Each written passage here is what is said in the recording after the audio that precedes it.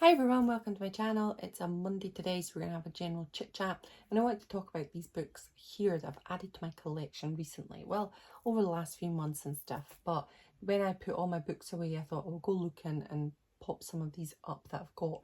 And it's my journey towards getting to know Elvis on the level that what he liked to read and what he liked to discover. Now, of course, we've got the internet now, so there's so many books that I know and that I knew Elvis had a copy of. And but now I've decided to get cracking on buying some of these books and have them so that I can read them and discover a little bit more. So in my journey over the years, I've got a few. They're up in the attic. You know what my attic story is. There's a ton up there. But yeah, I don't go up in the attic. It's my husband's job. So we'll wait for him to do it. But yeah, I've added to my collection over the last few months. And now these aren't originals, of course not. These are just new editions, new versions, but they're kind of this similar vibe. So these are the three things that I've bought recently. These are the three books that I have just now and that I've been buying over the last few months. I will be adding to them, and when I get my new books, I'll do another video on those new books. But I wanted to get Chiro's book of numbers because we all know that Elvis was obsessed with this one. Now his book looked a lot different to this. This was white with red writing, wasn't it, and black writing. So Elvis's version looked completely different to this because it's the newer version. But its numerology could answer all the questions you might have about your life's past. Numbers and names and the date of your birth have profound effect upon one's lives. All these things are not accidental and everything happens at the precise time, as the universe is choreographed to perfection. Chiro was a well-known clairvoyant in his time and will show you the mysteries of numbers according to the Chaldean numerology. As mentioned in his memoirs, Chiro acquired his expertise in India. And then it goes on to explain a little bit more. So yeah, I've had a little brief look into it and it's really complicated. I need to find out my number and then work out. So I'm going to do that, and if you want a video on that, let me know. This is just a brief video on some of these. But I also got The Impersonal Life by Joseph S. Benner, forward James Allen. Now, of course, this is a new edition, so it's completely different to what the book would look like. And at the back on the blurb, it says, "Are you ready to partake? If so, then arouse yourself, sit up, still your human mind, and follow closely my word herein spoken." And yeah, I've briefly looked through it, and it is very, very detailed, very detailed. Now, the next one is The Prophet, and we all know The Prophet because June Winiko was the first person to give Elvis this version, The Prophet. Now, it didn't look like this, of course not. This is this is a new edition, but he was said to have the Prophet with him at all times and was on his nightstand when he passed. So it's a very precious book to him. Now, I have read through this one and I was surprised because I've had the Prophet before when I was younger. This is a really, really good read and I really enjoyed it because it's spiritual. There's more to it than just religion, because I am not mega religious. So it's very interesting. So, for example, on the blurb, beauty is eternity, gas in itself in a mirror, but you are eternity and you are the mirror. And let today embrace the past with remembrance and the future with longing.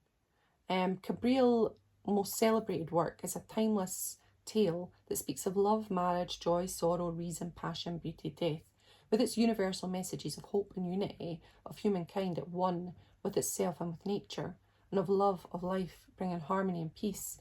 It is an inspiring read to anyone seeking solace and wisdom in the chaotic modern age. So this one I really like. If you'd like me to do some reading from The Prophet, I will. Let me know in the comments below. So yeah, these are three of my editions, and they've honestly, like, when you do research into Elvis and you're reading it online, I know loads of passages from this because I know Elvis loved them. But when you actually get a physical copy, whether it be a new version or not, it makes you go and sit down and read a little bit further. And I think from reading some of these books over the years, having these as a new kind of re-entry back into them, I really discover a lot about Elvis Presley as the human being and as the searcher, because all of these have things in common, and it is all about searching. It's all about questioning, especially The Prophet, which is his absolute favourite. This one really got me thinking and really got me questioning, and I can see why Elvis loved it.